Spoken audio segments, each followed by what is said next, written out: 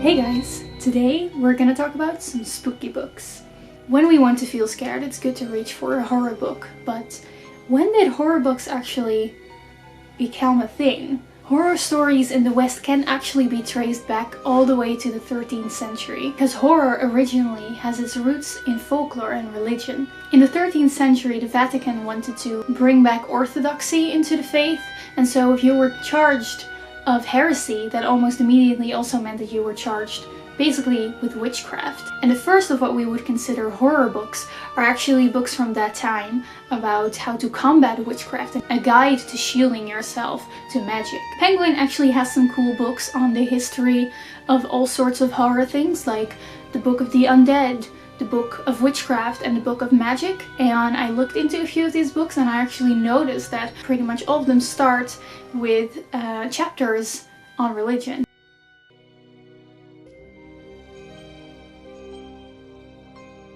But the first time horror became an actual genre was around the 18th century with Gothic horror fiction. And these stories combined the typical 18th century romanticism with horror.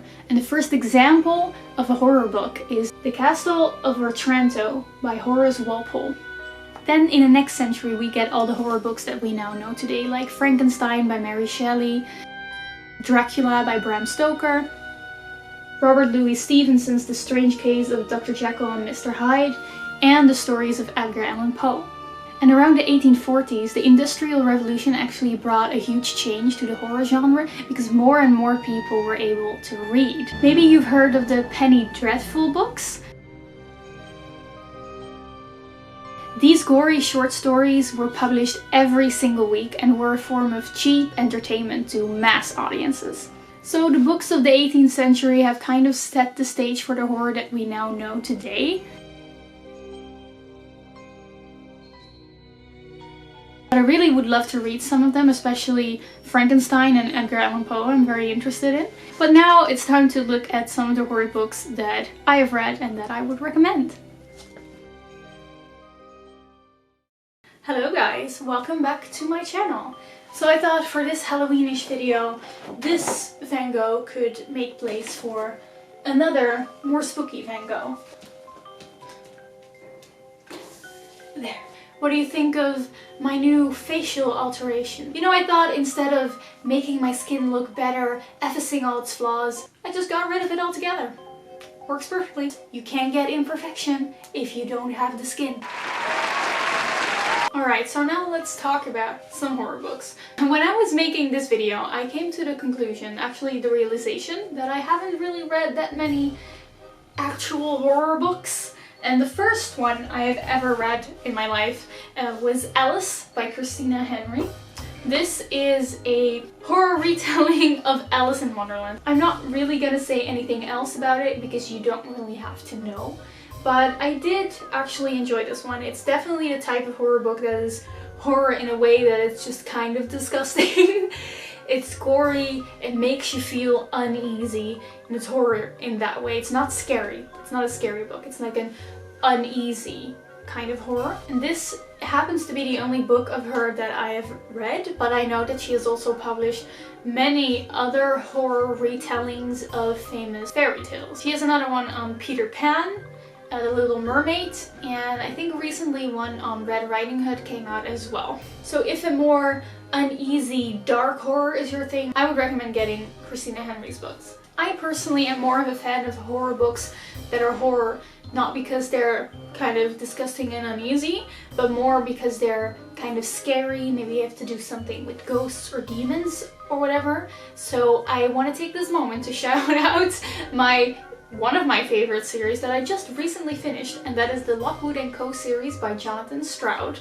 This is one of those series that really walks the line between middle grade and YA, but I genuinely feel like anyone from any age could enjoy this. It's a 5-book long series, but I flew through them. Like, seriously, some of these books I read in one day, which is completely just unknown for me. These are stories about ghosts, and the whole premise of this book is that ghosts have arrived in London, all over England, all over the world, but the older you get, the less you see them. So only kids and young adults can see. So as a result, it's actually the teens that are hunting the ghosts. And in the stories, we follow 3 people, with our main character Lucy, who starts working at kind of a ghost hunter firm with only 2 other people, Lockwood and George, and we basically follow them on their shenanigans and adventures as they try to hunt ghosts, and it's so much fun. Like, it's everything you want from a classic ghost story, you know, ectoplasm, miasma, salt, iron. They use fencing to fight ghosts. That's the coolest thing. I'm personally not scared very easily, but you can tell that the scariness of the story is not at all dumbed down because it is for kids. And Jonathan Stroud himself actually also talks about this, and he says that he doesn't want children's or teens books to be less scary. He's not afraid that it's gonna be too scary. He said about this in an interview, "Thanks to modern media, dark themes can't really be ignored. Once upon a time, many children's books were well insulated from harsh realities, but this is less easy to do now. And in fact, the great children's books, the real classics, never shied away from the dark. Children and YA fiction is in fact the perfect forum for readers and writers to explore unappetizing facts about the world head-on, yet in a safe and civilized way. Ghost stories, for their part, are about death, of course, but I'm careful to give my heroes rapiers and salt bombs. I expose them to bad things, but I always empower them too." And I really like his ideas about that, so definitely give this one a try. Don't be scared off by the fact that it's technically like middle grade YA. It's honestly one of the most fun series that I've ever read, and so I would highly recommend it. Let me know if you've read it, because I haven't heard anyone on BookTube talking about it, but it's so cool.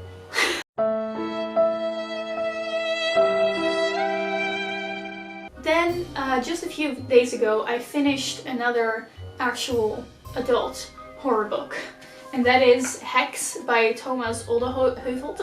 This is a Dutch book, but it has been translated because actually, as it says on the cover, Stephen King thought it was brilliant and absolutely original, and even George R.R. Martin thought this book was scary, so then you know it's good. And as far as I know, the rights to the movie has been sold, and I thought like a few years ago Steven Spielberg was gonna make this into a movie. Haven't heard anything about it since, but you know, maybe it's still happening, maybe not. The bottom line is, this has been translated into many other languages, including English, so you can get it for yourself. This story is about a small town where there is a witch just walking around. And that's actually already one of the things that I love the most about this book, is that the scary thing in this story, the witch, is just around constantly. She just appears in someone's room, just clear day, just during the day, whenever, she will just stand there and do absolutely nothing. She walks around town and she does absolutely nothing. The only thing that the people in this town know, that once they leave their town, they get an inexplicable urge to rob themselves of their own lives. And that is the curse that this witch has brought upon the town, but no one really knows what to do about it.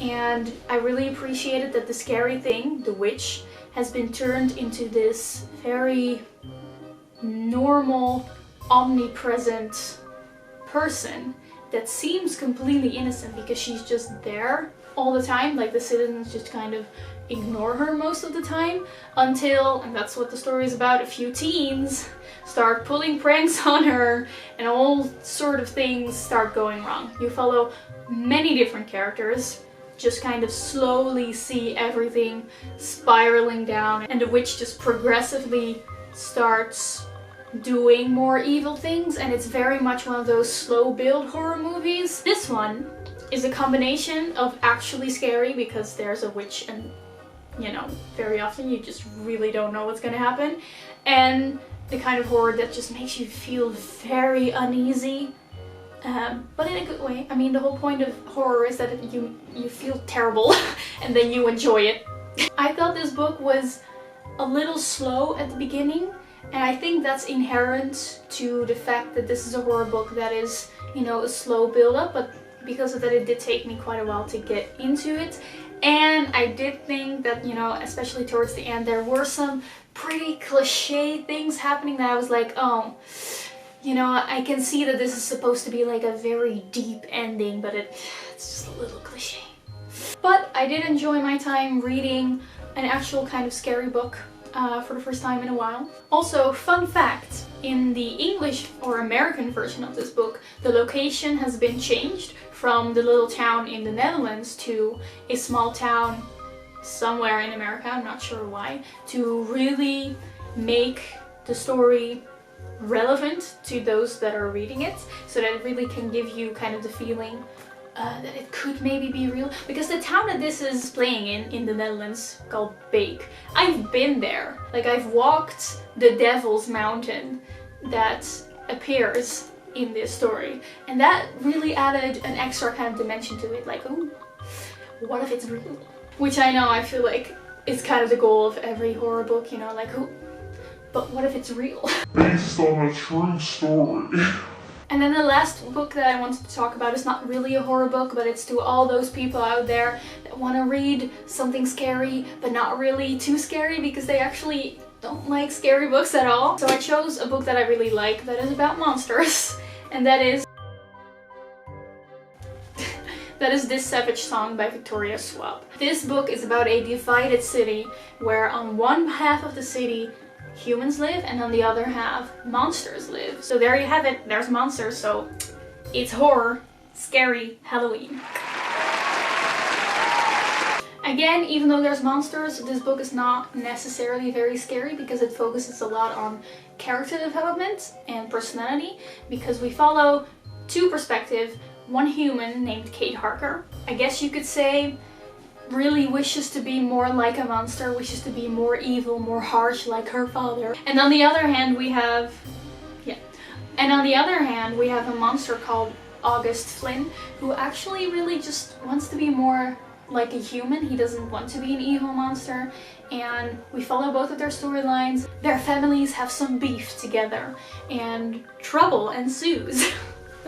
I have a full spoiler-free review on The Savage Song. If you're interested, you can click over there. Now it's there. Yeah, you can click over there. So that was my own experience with some scary books. I wish I had more to talk about, but I just really came to the conclusion that I don't really have read that many scary books. One that is currently on my TBR is Night Film, which is more of a thriller, but I heard a lot of great things about it.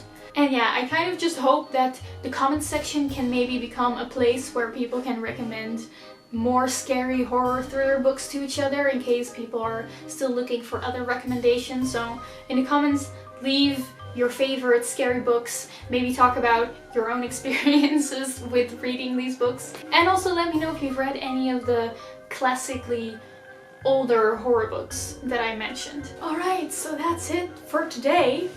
That was fast. I really hope you enjoyed it and have fun on Halloween if you're doing something on that day. Maybe read, I don't know. And I will see you soon with another video. Like, seriously this time. I have more videos planned soon. Bye!